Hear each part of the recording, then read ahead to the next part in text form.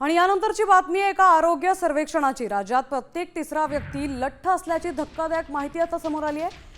राष्ट्रीय कुटुंब आयोगाच्या सर्वेक्षणाच्या आकडेवारीनुसार राज्यातील प्रत्येक 3 पैकी 1 व्यक्ती ही लठ्ठ आहे आणि यामुळे रक्तातील वाढलेली साखर आणि मधुमेहाचा धोका झपाट्याने वाढतोय। विशेषतः शहरी भागातील परिस्थिती अधिक चिंताजनक बनली आहे। दुसरीकडे लोकसंख्येचा एक महत्त्वाचा घटक अजूनही कमी वजनाच्या समस्येशी झुंजतोय।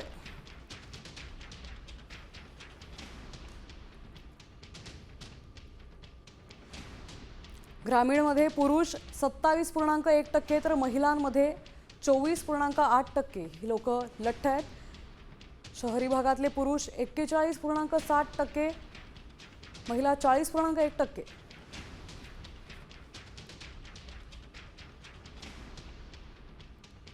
महाराष्ट्रातील लठ्ठपणाचं चित्र आता समोर आलंय, अहवाल आता समोर आलाय।